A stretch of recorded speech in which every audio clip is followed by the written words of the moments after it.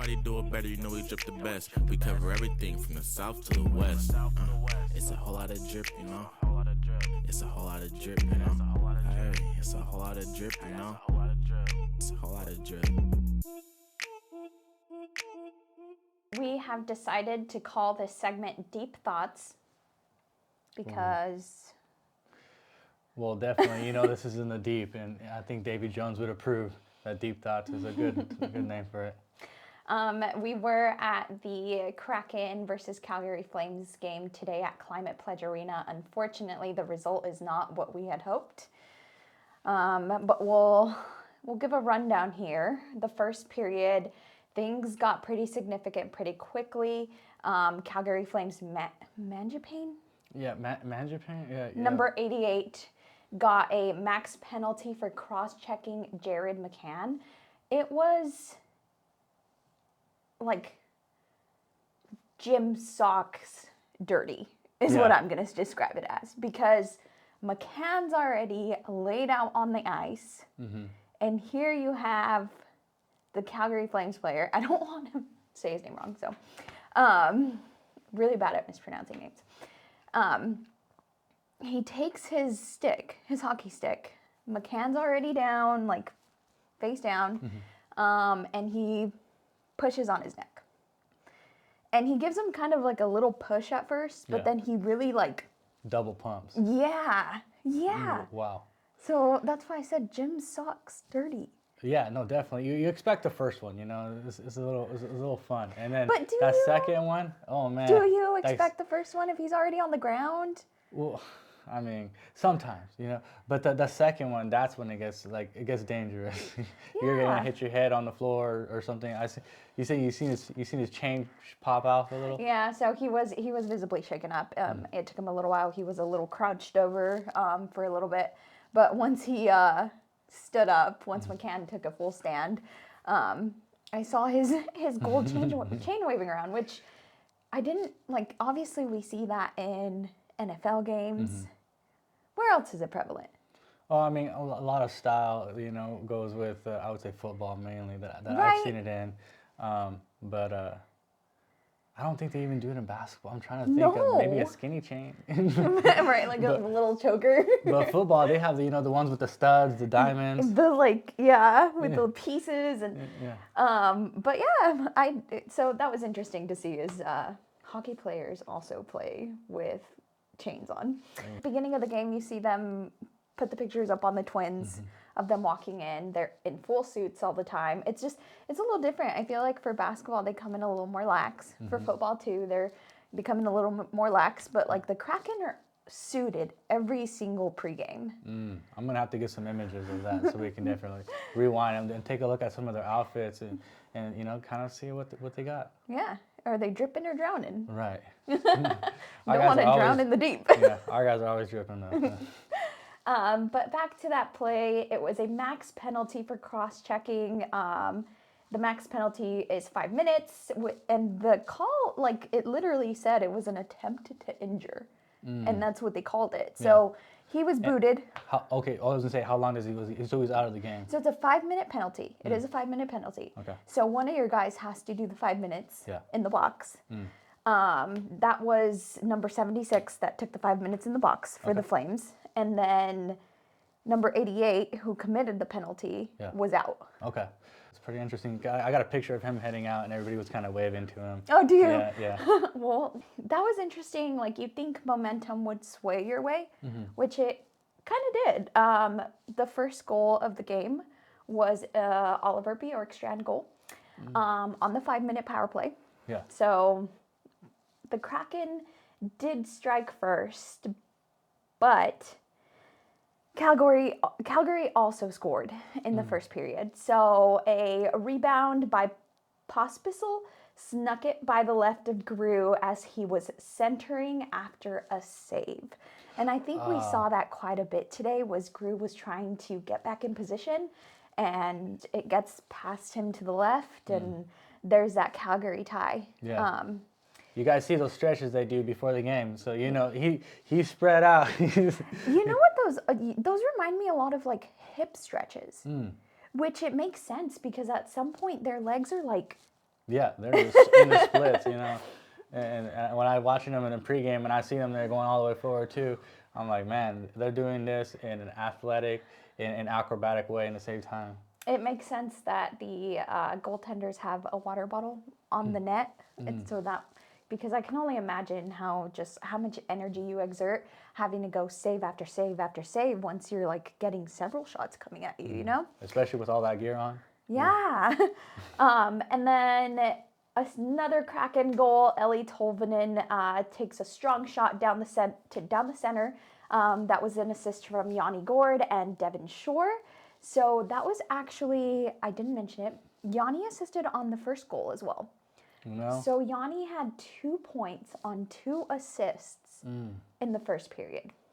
You know, I really like Yanni Gord. He's been doing really good this year.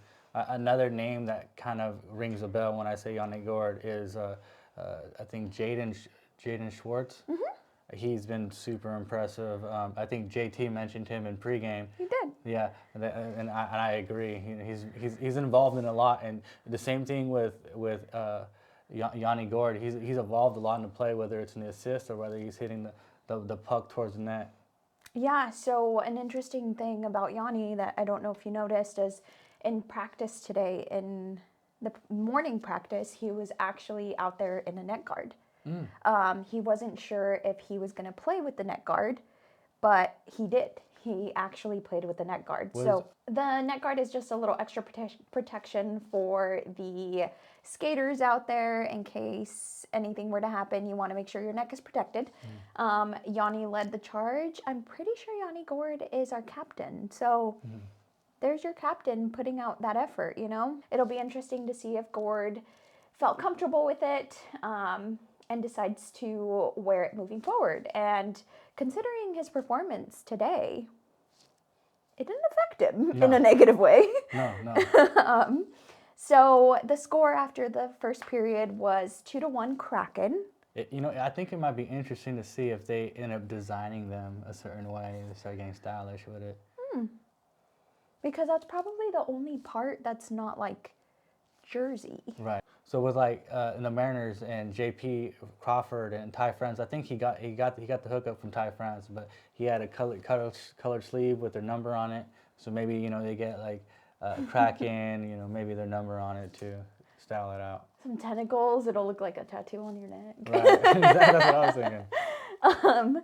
But yes, the Kraken did lead after the first period with a 2-1 score. The Kraken took more shots on goal. They had 11. Calgary had 8. And there was only that one penalty. So blocked shots, the Kraken had 7. Meanwhile, Calgary had 3. So we go into the second period. We have this 2-1 lead. Yeah. It feels like we have momentum because we scored twice in the first period. But what happened in the second period? Moving on to period 2, Ellie got a boarding call and resulted into a PK.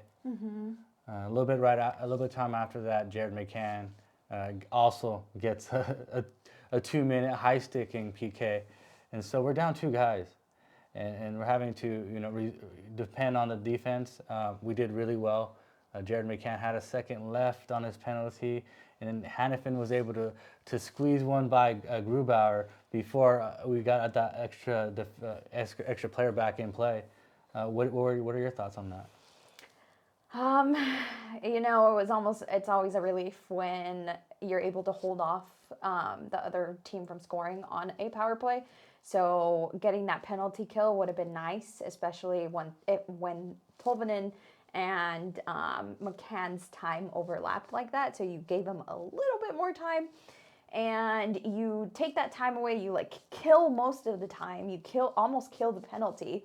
And then that's all they need is the 1 second. Yeah. And they tie it, and it just feels completely like momentum swung.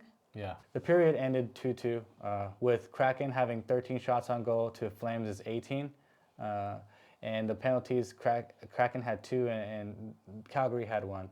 So block shots were Kraken 8 and Calgary 10. As you can see here, we had to play a lot more defense on the defensive end because of the penalties. And it shows in those stats. Yeah, So the Kraken wrap up that period 2-2. The shots on goal for the Kraken were pretty significantly lower than the Flames that period with 3-13. I'm pretty sure it's obvious as to why, with us being down 2 players for a good amount of time during the period. Yeah. What were your thoughts during that period? I mean, shift. I A little mean, shift. That's all the momentum on the Flame side. I understand. Look, they're 20-minute periods. They're 20-minute periods. At the most, you were on the PK for 4 minutes.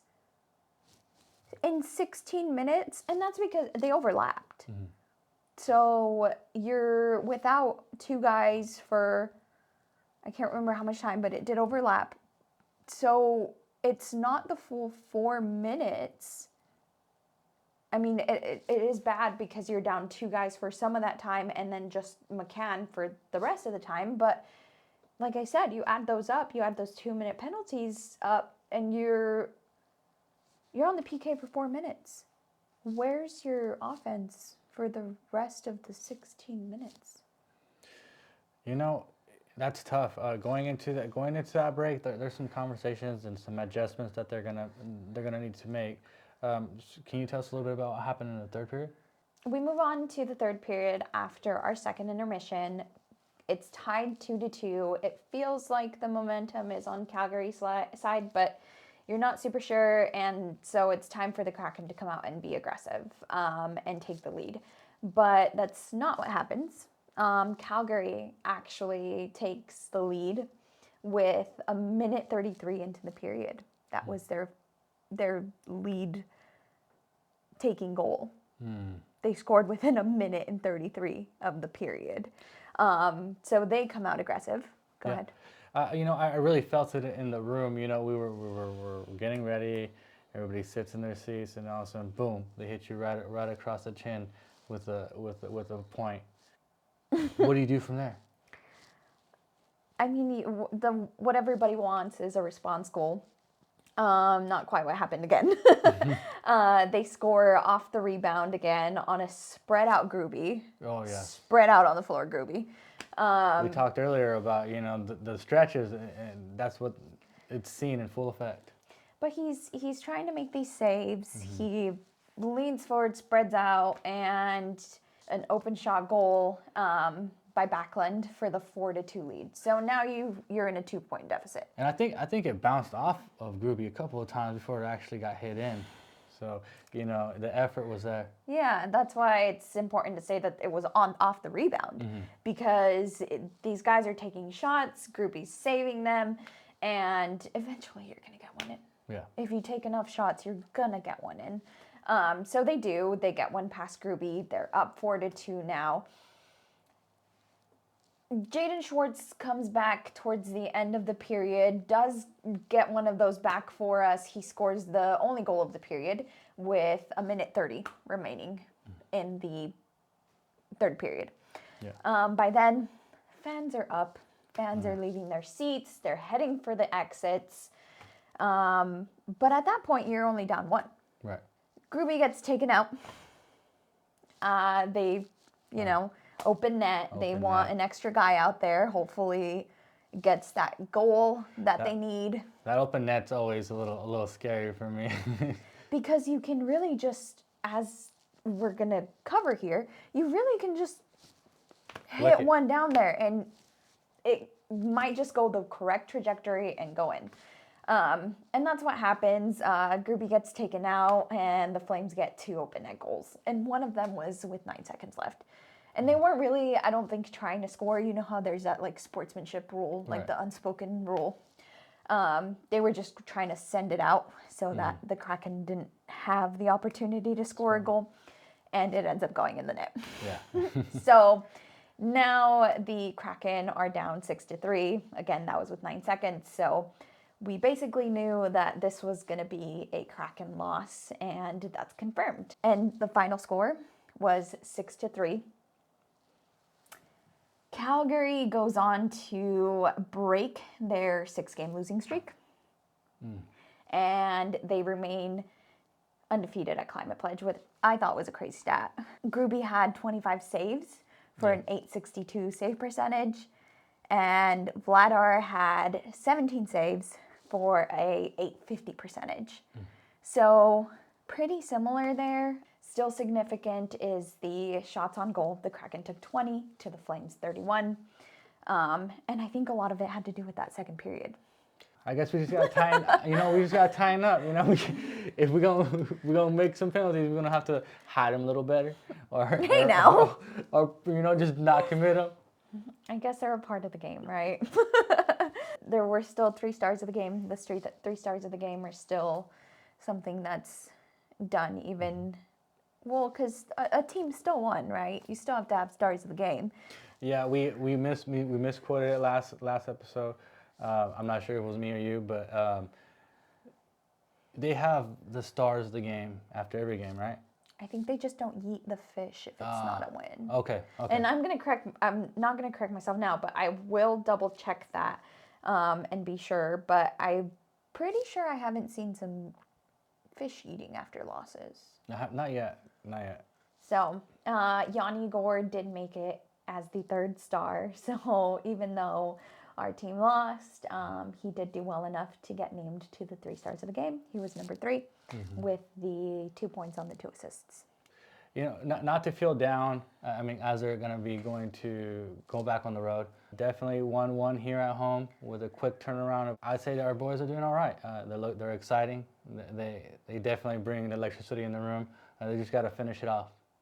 And it's funny that you say that, because when they went on to their previous 4-game road trip, that was something that they also emphasized on their 2 losses to the Hurricanes and the Panthers. That was something that the players said they had to do, was finish the game.